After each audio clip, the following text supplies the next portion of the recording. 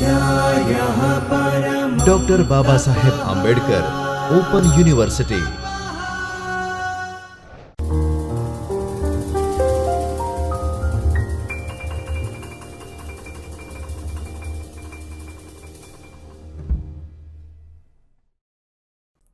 મિત્રો સૌને નમસ્કાર।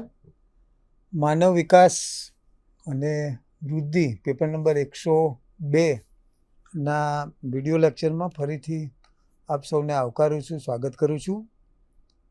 મિત્રો આજે માનવ વિકાસ અને વૃદ્ધિની એ વિષયમાં આજે આપણે એક મહત્ત્વના મુદ્દા ઉપર ચર્ચા કરવાના છે। એ મુદ્દો છે આવેગ એટલે શું, એનો શું અર્થ થાય, કયા સ્વરૂપે આવેગ આપણને જોવા મળે છે અને આવેગના વિવિધ જે સિદ્ધાંતો છે એના વિશે આપણે વાત કરીશું। સૌથી પહેલાં આવેગ શબ્દથી આપણે પરિચિત છીએ। અલગ અલગ પ્રકારના આવેગ એ આપણે જોયેલા છે। આ શબ્દથી પણ આપણે ખાસા પરિચિત છે, પણ આજે જ્યારે એક સમાજકાર્યના વિદ્યાર્થી તરીકે આપણે બહુ સાયન્ટિફિક રીતે આ બધા મુદ્દાઓને સમજવા પડશે, જોવા પડશે। અહીંયા સવાલ એ થાય કે આ મુદ્દાઓ આમ શબ્દોની રીતે આપણને ખૂબ સહજ લાગે છે, પણ મનોવિજ્ઞાનમાં ઘણા બધા મનોવૈજ્ઞાનિકોએ આ બધા મુદ્દાઓ પર ખૂબ વિસ્તૃત એ ચિંતન કરેલું છે અને એના આધારથી એ આવેગ વિશે ઘણી બધી અવનવી વાતો અને ચર્ચાઓ આપણી સમક્ષ મૂકેલી છે। જે વિદ્યાર્થીઓ સાયકોલોજી સાથે BA થયેલા છે, કેટલાક MA થયેલા મિત્રો પણ વધુ અભ્યાસ માટે એ સમાજકાર્ય પારંગતનો કોર્સ કરવાનું પસંદ કરતા હોય છે। એટલે એ સાયકોલોજી સાથે જે વિદ્યાર્થીઓ ભણ્યા હશે અને એના માટે આ કોઈ નવો મુદ્દો નથી, પણ અહીંયા ચોક્કસ આપણું માનવ વૃદ્ધિ અને વિકાસ વિશે તમને જે કંઈ સાહિત્ય આપવામાં આવેલું છે એ સાહિત્ય પણ ખાસું દળદાર છે। ખૂબ મહેનત સાથે આપણી યુનિવર્સિટી એ આ તૈયાર કરેલું છે, એટલે એમાં સાયકોલોજી સાથે જે ભણેલા છે એવા વિદ્યાર્થીઓને એમાંથી કંઈક વધારાનું મળશે, અને જે વિદ્યાર્થીઓ સાયકોલોજી નથી ભણ્યા પણ આવેગ અને મનોવિજ્ઞાનની કેટલીક વિવિધ બાબતોને સમજવા માટે આ સાહિત્ય એ ખાસું ઉપયોગી બને એવું છે। એટલે આજે મિત્રો આપણે આ આવેગ એટલે શું એની વિસ્તૃત વિભાવના શબ્દ એ દરેક જગ્યાએ હું વાપરું છું। આનો મતલબ એ કે આ દરેક મુદ્દાની પોતાની એક આગવી વિચારસરણી છે, એની આગવી એક ફિલોસોફી છે। જ્યારે તમે કોઈ પણ મુદ્દાને સાયન્ટિફિક રીતે સમજવાનો પ્રયત્ન કરતા હોવ એ વખતે આ બધા મુદ્દાઓને એના મૂળથી સમજવા પડે। એટલે એ દ્રષ્ટિએ આ વિભાવના શબ્દ નો બહુ ઇરાદાપૂર્વક છેલ્લા કેટલાક લેક્ચરોમાં મેં એનો ઉલ્લેખ કરેલો છે, અને આ શબ્દથી તમે બધા હવે પરિચિત થઈ જ ગયા હશો એવું હું માનું છું। એટલે આ આવેગ એટલે શું એને આપણે એના મૂળથી સમજવાનો પ્રયત્ન કરીશું। આ આવેગનું સ્વરૂપ શું છે, કઈ રીતે એ આપણને જોવા મળે છે, તો એના અલગ અલગ પ્રકારના જે 4 સ્વરૂપો છે એના વિશે એ આપણે આજે વિસ્તૃત ચર્ચા અને વાતો કરીશું। ત્રીજો જે મહત્ત્વનો મુદ્દો એ આ આવેગની આખી પ્રક્રિયા કઈ રીતે થાય છે, માણસમાં કઈ રીતે આવેગ આવે છે, તો એની શું પ્રતિક્રિયા હોય છે, તો એને લઈને પણ આજે આપણે કેટલાક મુદ્દાઓ, કેટલાક ઉદાહરણો થકી આ બધી બાબતોને આપણે સમજવાનો પ્રયત્ન કરવાના છીએ। આના પછી જે સૌથી એક અગત્યનો મુદ્દો એ આવેગનો બૌદ્ધિક સિદ્ધાંત, એટલે આ આવેગ સંબંધી જે કેટલાક વિદ્વાનોએ ખૂબ મોટું કામ કરેલું છે.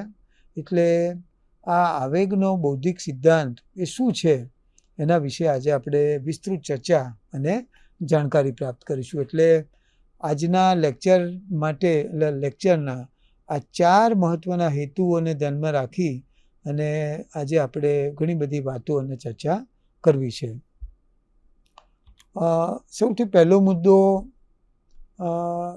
એ આવેગ એટલે શું, એ મુદ્દાને જો સમજવો હોય તો આવેગ સંબંધી 7 બાબતો મેં તમારી સમક્ષ રજૂ કરેલી પીપીટીમાં મૂકી છે. સૌથી પહેલો જે મુદ્દો કે આ માનવીના જીવનમાં એ આવેગનું એ ખાસું મહત્ત્વ છે. આવેગ એ પ્રત્યેક માનવીને થતો રોજબરોજનો અનુભવ છે. આવેગ એ સામાન્ય રીતે અંગ્રેજીમાં એને ઇમોશન તરીકે આપણે ઓળખીએ છીએ. અને આ શબ્દ એ લેટિન ભાષાના ઇમોવર EMOVER શબ્દ પરથી એ આ શબ્દ ઉતરી આવેલો છે. તેનો અર્થ શુબ્ધા થવું, થોડો શબ્દ શુબ્ધા થવું એવો થાય છે. આ શબ્દ થોડોક ભારે લાગે, આપણે ગુજરાતી જ છીએ પણ કેટલાક શબ્દો એ આપણા રોજિંદા ચલણમાં નથી હોતું. એટલે આ ઇમોવર શબ્દનો જે એક અર્થ એ શુબ્ધા થવું અથવા ખળભળવું.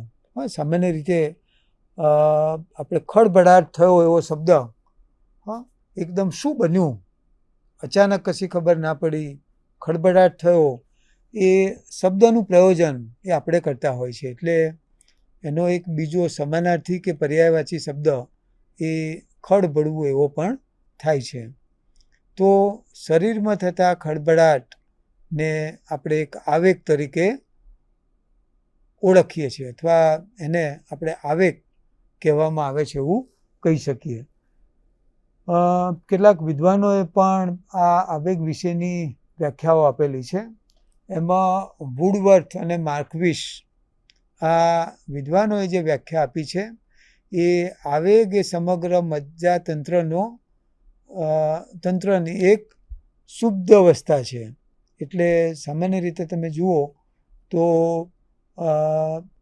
આવેગમાં એ માણસના મનમાં શરીરમાં જે કેટલાક ફેરફારો થાય છે અને માણસ એ ભય, ડર અને ખચકાટની લાગણી અનુભવે છે. તો એ પ્રકારની આખી પરિસ્થિતિ એ આ વુડવર્થ અને માર્કવિસ નામના આ 2 વિદ્વાનોએ એમણે જે વ્યાખ્યા આપી છે એમાં આવી ટૂંકી પણ ખૂબ સુંદર વ્યાખ્યા આ વિદ્વાનોએ કરેલી છે. આવેગ એટલે મજ્જાતંત્રની ક્રિયાશીલતા. એનાથી પણ આપણે બહુ સાદી ભાષામાં સમજી શકીએ એવી એક વાત, એ મજ્જાતંત્રની ક્રિયાશીલતા એટલે આવેગ એવો એક અર્થ કેટલાક વિદ્વાનોએ કરેલો છે. સામાન્ય રીતે આવેગ એ શું છે? તો આવેગ એ આખી એક જટિલ પ્રક્રિયા છે. જટિલ મનોવ્યાપાર છે એવું પણ મનોવિજ્ઞાનમાં કહેવાય છે. અને તેથી તેના સ્વરૂપ એને બરાબર જો સમજવું હોય તો એટલે આવેગને સમજવા માટે એની સાથે સંકળાયેલા એની જે મહત્ત્વની લાક્ષણિકતાઓ છે, એના લક્ષણો છે, સ્વરૂપ તરીકે પણ એને આપણે ઓળખી શકીએ. એટલે આ આવેગ એ દૃષ્ટિએ એક જટિલ મનોવ્યાપાર છે. અને આ જટિલ શબ્દ જે છે એનો અર્થ જ એ થાય કે થોડુંક આમ અઘરું કહી શકાય, અટપટું કહી શકાય, સંકુલ કહી શકાય.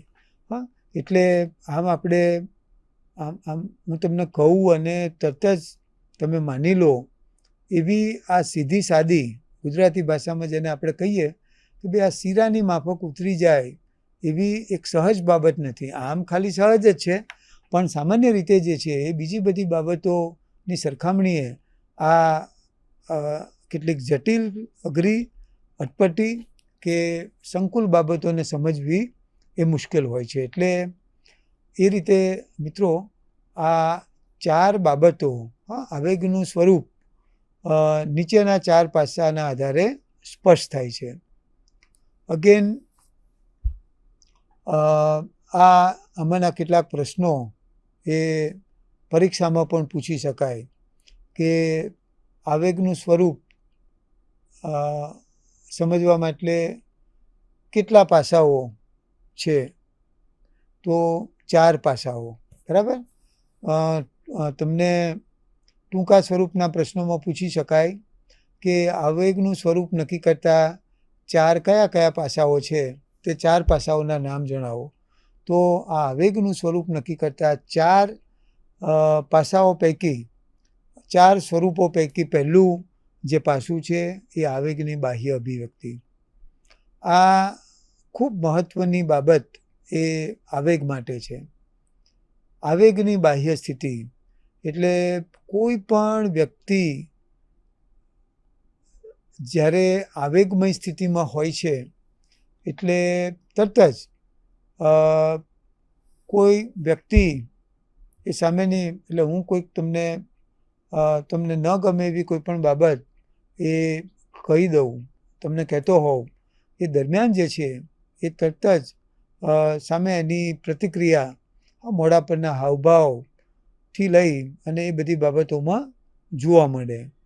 દાખલા તરીકે જે છે એટલે એમાં આક્રમકતા, ગમો છે, અણગમો છે, એટલે એ બધું જે છે એટલે એમાં આમ ઘણી વખત આપણે કહીએ ને કે ભાઈ મૌન એ પણ એક ભાષા છે. વ્યક્તિ આ પ્રકારની પરિસ્થિતિમાં એક પણ શબ્દનો ઉચ્ચાર નથી કરતો, આમ છતાં સામેની વ્યક્તિ તરફ એક ક્લિયર કટ મેસેજ પહોંચે છે.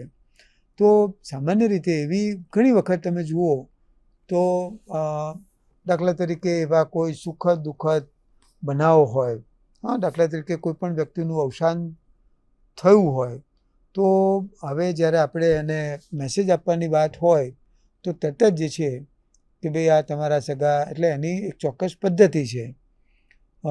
સીધું તમારા સગા કે ભાઈ તમારા સંબંધી એક્સપાયર થઈ ગયા એવું નહીં, પણ ઘણી વખત એ ઘણા વ્યક્તિઓ આ બધા મુદ્દાઓને ડાયલ્યુટ કરી અને ખૂબ સહજ રીતે, સરળતાથી આવી બધી વાત મૂકતા હોય છે કે ભાઈ હોસ્પિટલમાં હતા, ગઈકાલ સુધી સારું હતું,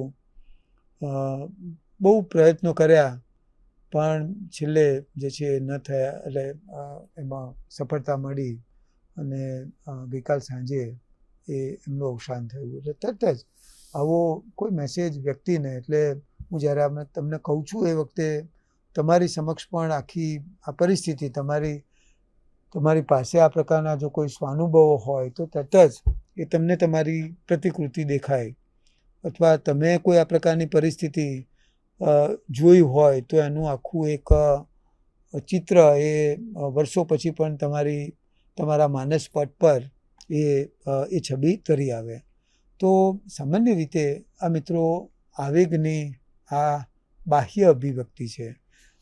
બાહ્ય અભિવ્યક્તિ એટલે તમે એને આમ જોઈ શકો, એના મોઢા પરના હાવભાવ છે, એની બધી ક્રિયા પ્રતિક્રિયા પરથી એ તમે જોઈ શકો. તો આ આવેગ કોઈ પણ વ્યક્તિના મનમાં એટલે એની આમ સીધી જે અસર છે એ અસરને તમે જોઈ શકો છો. એટલે આ પહેલું સ્વરૂપ, આવેગનું પહેલું સ્વરૂપ એ આવેગની બાહ્ય અભિવ્યક્તિ. એટલે કોઈ પણ વ્યક્તિ એ જોઈ શકે છે આ અલગ અલગ પ્રકારના જે લક્ષણોની વાત કરી એ પ્રમાણે. એટલે એના આધારથી પણ આવેગને આપણે ઓળખી શકીએ છીએ. પરિસ્થિતિ, ઘટના કે બનાવ, વ્યક્તિના સંદર્ભે આ આખી પરિસ્થિતિ, એટલે એમાં દુઃખના પ્રમાણમાં એ વધઘટ હોઈ શકે, બરાબર. પણ જે છે એક સૌથી અગત્યની બાબત એ છે કે એની આખી એક બાહ્ય અભિવ્યક્તિ હોય છે અને એના આધારથી પણ આપણે આવેગમય આવેગની સ્થિતિને જોઈ શકીએ છીએ. બીજો જે સૌથી મહત્ત્વનો પ્રશ્ન એ આવેગ દરમિયાન શરીરમાં થતા ફેરફાર. આ મુદ્દો પણ મિત્રો એટલો જ અગત્યનો છે. હા, આવેગનું સ્વરૂપ સમજવા માટે એ બધું જ કેટલીક વસ્તુ આપણે જોઈ શકીએ છીએ, પણ કેટલીક વસ્તુ એ આપણને દેખાતી નથી. પણ એવા સમયે વ્યક્તિના મનમાં જે પ્રક્રિયા ચાલી રહી છે એવું શરીરની અંદર પણ એવા કેટલાક ફેરફારો થાય છે. દાખલા તરીકે કોઈ વ્યક્તિ એ દાખલા તરીકે દુઃખદ પરિસ્થિતિના સંદર્ભની આપણે જો વાત કરીએ તો કુટુંબમાં કોઈ પણ નજીકના સગાનું અવસાન થયું હોય તો એવા સમયે જે છે એ તમે જ્યારે પહેલાં મેસેજ એને પહોંચે કે તરત જ કે ભાઈ તમારા સગા હોસ્પિટલમાં જે એડમિટ હતા અને એનું અત્યારે અવસાન થયું છે, તો એવી સ્થિતિમાં વ્યક્તિના શરીરના ધબકારા વધી જાય, ક્યારેક વ્યક્તિ બેભાન થઈ જાય, દાંત બંધ થઈ જાય, બહુ સખત ડિપ્રેશનમાં આવી જાય. તો આ પ્રકારની આખી પરિસ્થિતિ એ શરીરમાં થતા ફેરફારનું આખું પરિણામ છે. અને ઘણી વખત તમે જુઓ કે આપણે હમણાં થોડા સમય પહેલાં જ અમારા એક સગાને હોસ્પિટલમાં એડમિટ કર્યા હતા, અને એમાં સામાન્ય રીતે અમદાવાદની સિવિલ હોસ્પિટલ એ ભારતની સૌથી મોટામાં મોટી હોસ્પિટલ, અને ત્યાં આગળ દરેક પ્રકારના ઓપરેશન માટે સામાન્ય રીતે ગામ, તાલુકા, જિલ્લામાં જે અલગ અલગ પ્રકારની હોસ્પિટલો છે, ઇવન અમદાવાદ ખાતે સિવિલ હોસ્પિટલ આવેલી છે, પણ એમાં કેટલીક મોટી હોસ્પિટલોમાં પણ જે અમુક પ્રકારની ફેસિલિટી નથી હોતી, ફેસિલિટી હોય તો પણ એ ખાસી મોંઘી હોય. તો એવા કેસમાં ઘણા બધા દર્દીઓ એ સિવિલ હોસ્પિટલમાં સારવાર માટે આવતા હોય છે. એટલે અમારા એક નજીકના સંબંધી માટે અમારે 3 દિવસ એ હોસ્પિટલ જવાનું થયેલું. તો એમાં તમે જુઓ કે અલગ અલગ પ્રકારના બધા જે બીમારીઓ હોય અને એમાં ગંભીર પ્રકારના ઓપરેશન પણ કરવાની જરૂરિયાત જણાય. દર્દીની સાથે એના કેરટેકર તરીકે જે છે એના સગા સંબંધીઓ પણ એની સાથે રહેતા હોય છે. ઘણી વખત તમે જુઓ કે ઓપરેશન માટે લઈ ગયા હોય અને એ ઓપરેશન દરમિયાન ક્યારેક એવું જો વધારે ગંભીર ઓપરેશન હોય તો એમાં ડૉક્ટર એ પહેલેથી જ કહે છે, અને એમાં આપણે તમારે સેમ 3માં તો આ બધું ભણવાનું પણ આવશે, અને એમાં દર્દીઓના અધિકારોની અને આખી બધી જે વાત છે એમાં દર્દીના સગાની પણ કન્સર્ન લેવામાં આવે. તો આ બધી પરિસ્થિતિ વખતે તમે જુઓ કે ક્યારેક આ અવસાન થાય નજીકના સગાનું, તો એ વખતે જે છે એ હોસ્પિટલની માં મોટા મોટા અવાજે ઘણા બધા સગા સંબંધીઓ એ પોતાના સગાને અથવા પોતાના પરિવારના સદસ્યને ગુમાવવાનો એને એનું ખાસું દુઃખ હોય. અને એ રીતે જે છે તાત્કાલિક જે છે કેટલાક લોકો આ પ્રકારના આવેગની તણાવગ્રસ્ત પરિસ્થિતિને મેનેજ કરી શકતા હોય, કેટલાક આવી આવેગમય પરિસ્થિતિમાં રડતા હોય છે. તો એ રીતે પણ આવું કેટલાક લોકો એ હળવાશનો અનુભવ કરતા હોય છે. એટલે આ આવેગ દરમિયાન શરીરના ધબકારા વધી જવા, ક્યારેક જે છે ઘણી વખત તમે જુઓ તો દાખલા તરીકે પતિ બીમાર હોય, એને હોસ્પિટલમાં દાખલ કર્યા હોય અને એ પતિનું જેવું અવસાન થાય અને મેસેજ એમના પત્નીને મળે કે તરત જ પત્ની પણ બેભાન થઈ જાય અને હોસ્પિટલમાં દાખલ કરવામાં આવે અને એ પણ થોડા સમય પછી મૃત જાહેર થાય. અગેન જે છે હમણાં ગયા અઠવાડિયે જ એક આખી ઘટના ઘટી કે અમારા નજીકના એક કુટુંબના સગાના લગ્ન હતા. હું તમને બહુ નજીકની તારીખ આ 4-5 મે 2022ની જ વાત કરી રહ્યો છું. તો એ વખતે અમારા જે જગ્યાએ પ્રસંગ હતો એનાથી નજીકના ઘરમાં એના એક કુટુંબીજનને એક હોસ્પિટલમાં એડમિટ કર્યા હતા. એટલે બીમાર થઈ ગયા એટલે એમને તાત્કાલિક હોસ્પિટલ લઈ ગયા. થોડોક સમય ત્યાં આગળ રાખવામાં આવ્યા અને એમને થોડા સમય પછી તકલીફ વધારે હતી, ગંભીર પરિસ્થિતિની વચ્ચે જ એમને હોસ્પિટલમાં એડમિટ કર્યા હતા. 2 દિવસ પહેલાં એકદમ સાજા હતા. હવે આ વખતે પેલું દર્દ વધી ગયું અને હોસ્પિટલ એડમિટ કર્યા અને એ એમનું અવસાન હોસ્પિટલમાં જ થયું. હવે આ વસ્તુ આ ઘટનાના મેસેજ જ્યારે એમના પરિવારના સભ્યોને મળ્યા અને હોસ્પિટલથી ગાડી એના સબને ઘરે મૂકવા માટે આવી, એ વખતે એમના પત્નીને જ્યારે પેલી ગાડી ઘરે આવી એ વખતે ખબર પડી. પણ આ ખબર પડતાની સાથે જ એમના પત્ની એ ત્યાં બેભાન અવસ્થામાં એટલે આવી ગયા.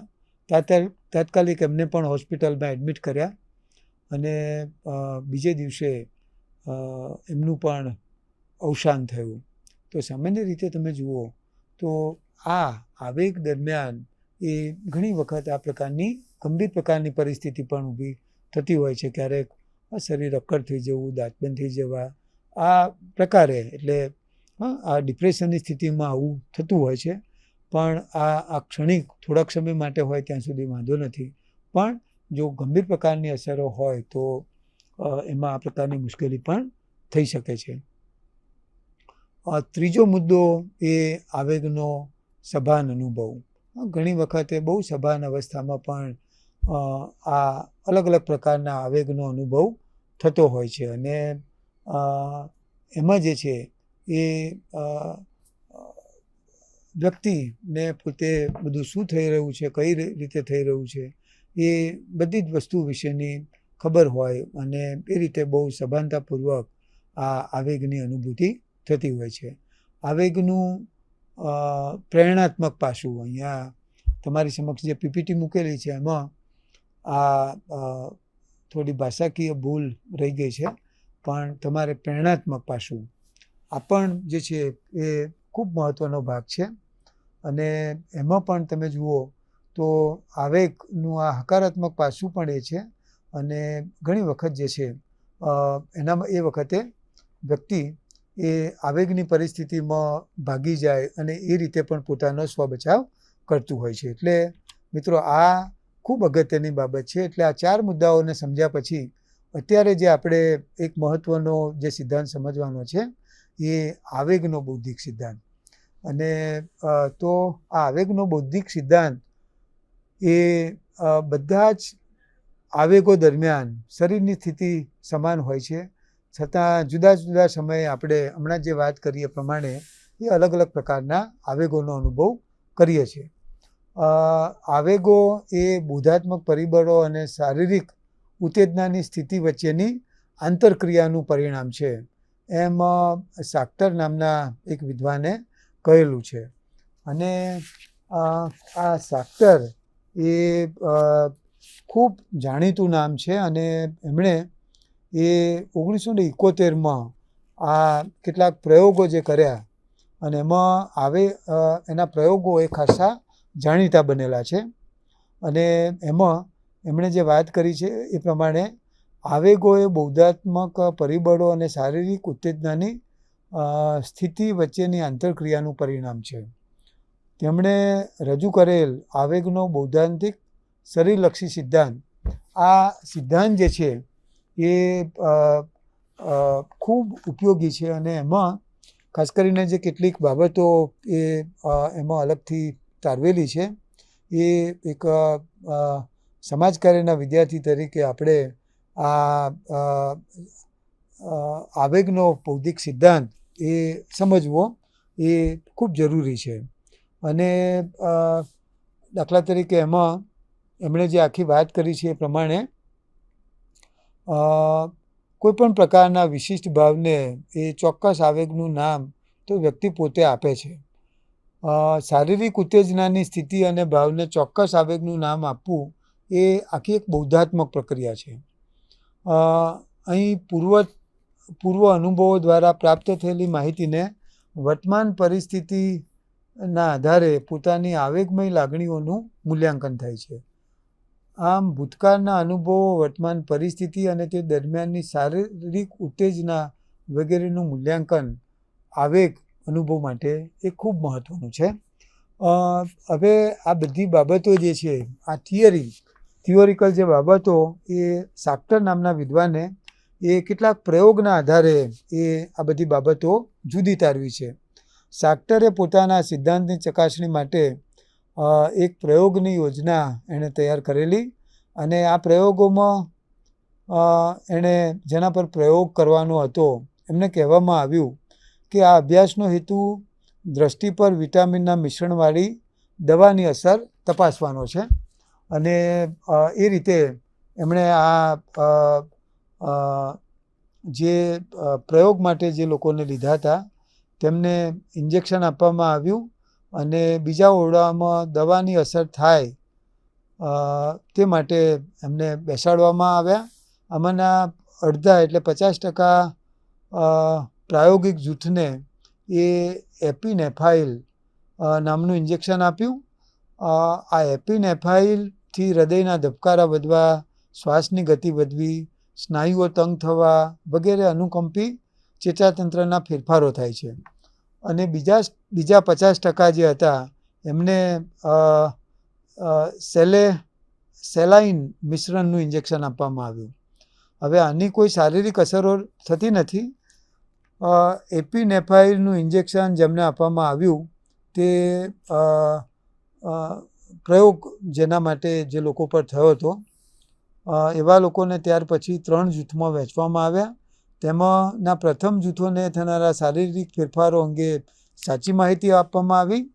સાક્ટરે એવી ધારણા બાંધી કે બીજા અને ત્રીજા જૂથના પ્રયોગ વિધેયો પર્યાવરણના વિવિધ સંકેતો પરત્વે શંકાશીલ બનશે, જેના પરિણામે તેઓ ઇન્જેક્શનથી ઉત્પન્ન થનાર શારીરિક ઉત્તેજનાની સ્થિતિનું મૂલ્યાંકન કરવાનો પ્રયત્ન કરશે. ઇન્જેક્શન આપેલી વ્યક્તિઓને પછી 2 જાતની પરિસ્થિતિમાં મૂકવામાં આવી.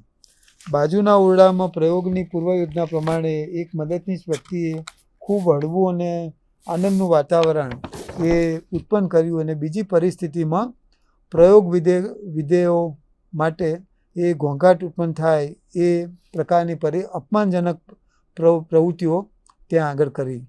આ સમયે બીજા અને ત્રીજા જૂથના જેમની પાસે શારીરિક ફેરફારોની માહિતી ન હતી તેમજ તેમની પાસે ખોટી માહિતી હતી, આ પર્યાવરણ સંકેતને મદદનીશ વ્યક્તિના વર્તનને સ્વીકારીને જ્યારે તે આનંદપૂર્વક પ્રવૃત્તિઓ કરતા ત્યારે તેઓને પણ આનંદપૂર્વક પ્રવૃત્તિઓ કરતા અને જ્યારે તે ગુસ્સામાં આવીને પ્રવૃત્તિઓ કરતા ત્યારે તેઓ પણ ગુસ્સામાં આવીને પ્રવૃત્તિઓ કરતા હતા. એટલે આ એક જે પ્રયોગ હતો અને એમાં આ પ્રયોગના અંતે એ સાક્ટર નામના વિદ્વાને જોયું કે જેમને શારીરિક ફેરફારો અંગે માહિતી હતી તેમને આ ફેરફારોને આવેગ અનુભવ સ્વરૂપે મૂલવવાની જરૂર નહોતી.